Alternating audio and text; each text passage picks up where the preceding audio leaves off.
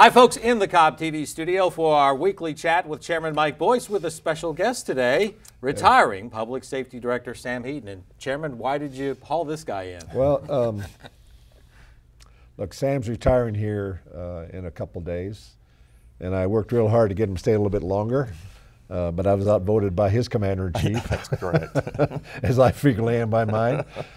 But I remember when I first came into office, I told Sam, so your job is to fall on your sword for your troops. Your job is to tell the board what it is that, what are the requirements for you to enable public safety, regardless of the department, to do their job. And then it's up to the board to decide how we're going to allocate those resources to address those requirements. And Sam has lived up to that to the T. He's been the epitome of a true public servant. So I thought this morning, rather than me talk about some of our issues, I just like to let's have Sam talk about some of the things he's seen in his time in public safety and how he sees the future and where we should be going in the county with regard to that. Well, thank you, Chairman. I appreciate the kind words, I really do. And I do remember and recall the famous words, and they've been echoed several times by many others. But, over the 33 years here in the county, it's been tremendous growth. We've watched the public safety departments grow through the 90s. It was tremendous growth, not only fire stations, but personnel. We had a lot of personnel added through the late 80s and 90s, which was great, but what we're seeing today is a lot of those folks reaching their retirement age, such as myself. And at the same time, just like we saw Tuesday night, we're also seeing issues that are always going on with pay and benefits.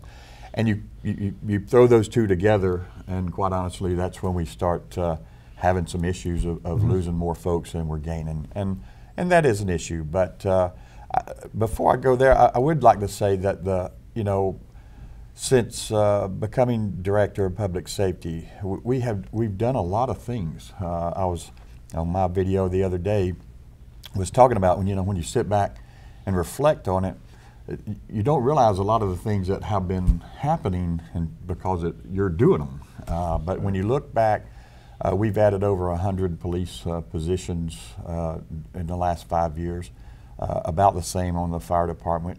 We've upgraded, we've added our captains back to the police department. We've added district chiefs to the fire department. We've added deputy directors at 911. We've taken on EMA.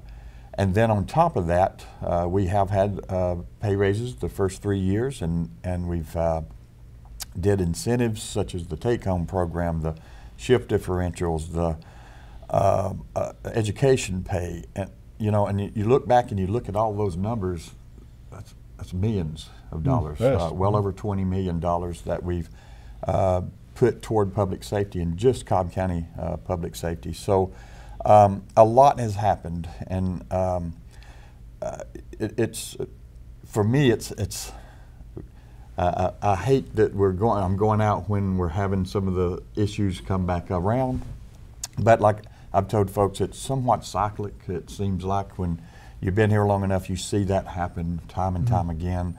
And like I said the other night, I have all the confidence that the board's going to do what needs to be done. I think the citizens want that as well. And it's just, you always have to go through a little rough patch before you get to the good stuff. Well, I think let's just sort of step back here and take a look at what's really happened here. As you know, I've done a lot of town halls in my 2 years in office. And the purpose of the town halls is to get the citizens, to hear the citizens' voice and get them engaged in their government. And if you really look at it, the danger that you have there is that they get engaged. And I just say that with some tongue in cheek, because the answers are in the voices of the people. So by having these town halls and by getting them to come to the town halls and come to the board meetings and come to the public hearings, what that does is that creates political capital that the commissioners can now use to go and vote on money issues. All right. Last year I used those town halls to generate a millage rate increase. This year I've used the town halls to bring to light this very issue.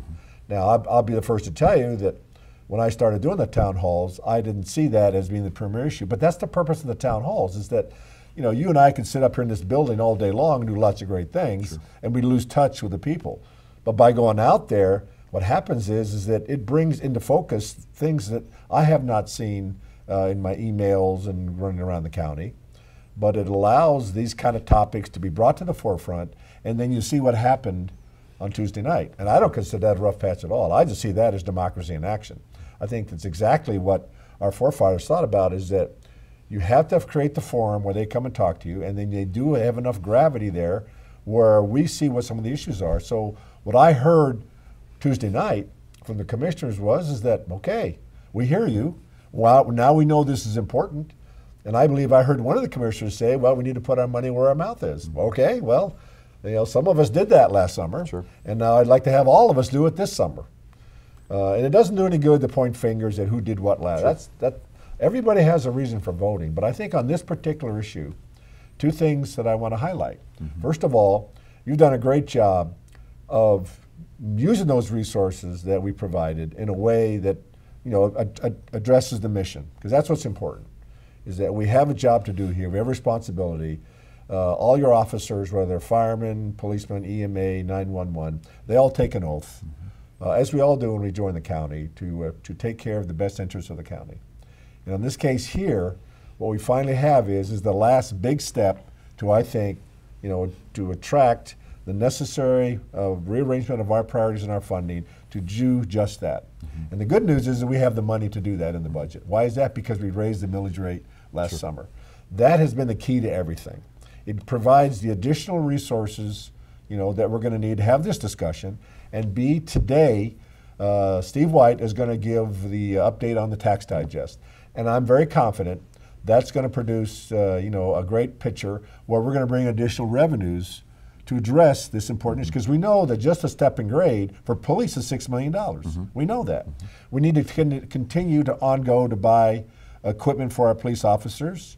And I'm not leaving firemen out of this, because they have the fireman's fund, the fire fund. But the reality is that we all, the board, have to bring, you know, focus to this and then allocate these things. So the last part is that I don't think there's going to be a discussion this year about why we're not rolling the millage rate back. Mm-hmm. All right? Why is that? Because we have requirements to address just what you've been talking about. Yes, sir. And look, we all want to, you know, have a low tax county, but we also want to have a county that everybody can safely work, live, play, and pursue your dreams. And I could not agree with you and anybody else more. If you don't have safety, you have nothing. So we're the last step, I think, to what you've been advocating, done a great job of espousing those principles and what it is we need to do to achieve the goals that you've been trying to argue for so successfully over the years. Well, one of the things that overlies all this too, and you would have a good perspective now, having done this for 33 years, is the fact that we're trying to attract people to be in public safety from a much smaller pool than really just a decade ago. You're right, Ross. You know that I said the other night, it really is, it's a public safety market today. You know, the way society is today, it's a different game than it used to be, particularly in law enforcement.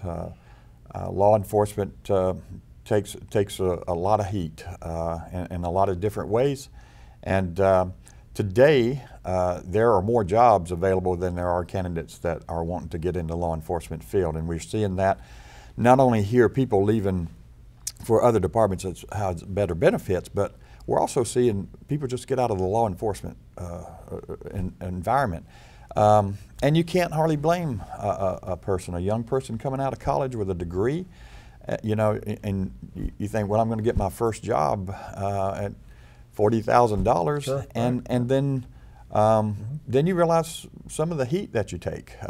And quite honestly, if people get into a career 5 years into it, that's when they start deciding whether this is going to be my career or if I'm going to get out. And that's what we're seeing today. And